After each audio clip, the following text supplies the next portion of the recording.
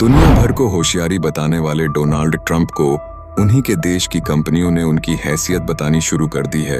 और हैरानी की बात यह है कि ट्रंप के जितने भी प्लान थे सब औंधे मुंह गिर रहे हैं। आधे से ज्यादा प्लान तो उन्हें वापस लेने पड़ गए हैं। इतना ही नहीं, अमेरिका की ये कंपनियां भारत के लिए वैसे ही बन चुकी हैं जैसे कि भगवान राम के लिए विभीषण आए थे रावण के खिलाफ।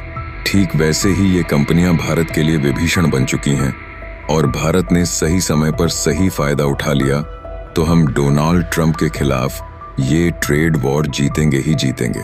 ट्रंप चाहे कितनी भी वो बयानबाजी क्यों ना कर ले कैसे, चलिए मैं आपको विस्तार से सब कुछ बताता हूँ। सबसे पहले स्क्रीन पर आप देखिए, ये पहली खबर है जो MDS ने दी है। दरअसल दुनिया की सबसे बड़ी क्रेडिट रेटिंग एजेंसी MDES ने अमेरिका की क्रेडिट रेटिंग को घटा दिया है। यकीन मानिए MDES के इस फैसले को ट्रंप के जख्मों पर नमक की तरह माना जा रहा है। वह इसलिए क्योंकि पिछले कुछ महीनों में जो भी उन्होंने मेहनत करी है सब पर पानी फेर दिया है मोडीज ने। कैसे? दरअसल डोनाल्ड ट्रंप और इलॉन मस्क मिलकर पिछले कुछ महीनों से अमेरिकी सरकार के खर्चे में कटौती कर रहे हैं ताकि अमेरिका का कर्ज कम हो सके या फिर अमेरिका को कम कर्ज लेना पड़े, क्योंकि इस समय अमेरिका हर साल कई ट्रिलियन डॉलर का कर्ज उठा रहा है। अमेरिकी सरकार का कहना यह है कि हम इस खर्चे को घटा रहे हैं सरकार के, जिससे कि कर्ज लेने की रफ्तार कम हो जाएगी। लेकिन MDS ने क्रेडिट रेटिंग घटाकर कर्ज की कीमत ही बढ़ा दी है। दरअसल अभी तक अमेरिका की सरकार को बहुत ही ज्यादा स्टेबल माना जाता था। इस वजह से इन्हें कर्ज बहुत ही कम ब्याज पर मिल जाता था, लगभग ना के बराबर, क्योंकि आपका पैसा सुरक्षित है।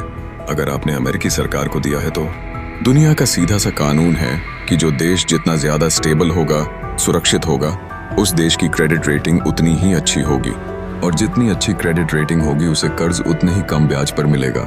लेकिन पाकिस्तान जैसा देश है, मान लीजिए, स्टेबल नहीं है, पॉलिटिकल अनस्टेबिलिटी है, अर्थव्यवस्था कमजोर है, तो इनकी क्रेडिट रेटिंग बहुत कम है। इस वजह से पहली बात तो इन्हें कर्ज मिलता ही नहीं है।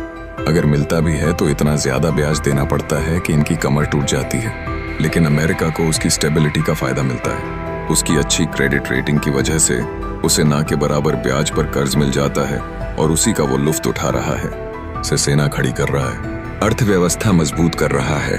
लेकिन मोडीज ने यह क्रेडिट रेटिंग कम कर दी है, जिससे कि अब अमेरिकी सरकार को कर्ज तो मिलेगा लेकिन ज्यादा ब्याज देना पड़ेगा, जिससे कि अमेरिका के राष्ट्रपति ट्रंप और इलॉन मस्क ने मिलकर पिछले कुछ महीनों में सरकार के खर्चों में जो कटौती करी है उसका फायदा ट्रंप और अमेरिका को नहीं मिलने वाला, क्योंकि अब जो यह कर्ज उठाया करेंगे उसका ब्याज ही इससे ज्यादा हो जाएगा।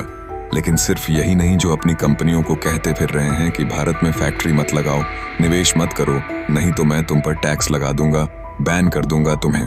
ये सारी धमकियां भी नाकाम हो गई हैं, क्योंकि ट्रंप की धमकी से एक भी अमेरिकी कंपनी नहीं डर रही। एप्पल ने फिर से कह दिया है कि वह भारत में मैन्युफैक्चरिंग जारी रखेगा, बल्कि इसे और एक्सपेंड करने वाला है। और इसीलिए आप स्क्रीन पर देखिए, रिपोर्ट आ चुकी है जिसमें बताया गया है कि ट्रंप की धमकी, टैरिफ वॉर और जो टैक्सेस हैं, इससे भारत की GDP रफ्तार पर कुछ भी असर नहीं पड़ने वाला। हमारी रफ्तार ऐसे ही शानदार बनी रहेगी और ट्रंप की जितनी भी कोशिशें हैं सब ये भारत के सर के ऊपर से निकल जाएंगी। भारत को कोई भी समस्या नहीं आने वाली और इसमें सबसे बड़ी भागीदारी है अमेरिकी कंपनियों की, जो बिना डरे बिना ट्रंप के सामने झुके लगातार भारत में इन्वेस्ट कर रही हैं, लगातार भारत में फैक्ट्रियां सेटअप कर रही हैं। लेकिन भारत सरकार को मेरा एक सुझाव है कि ट्रंप आजकल भारत में बहुत सारे टावर बना रहे हैं, बहुत सारे रियल स्टेट के यहाँ पर प्रोजेक्ट चला रहे हैं।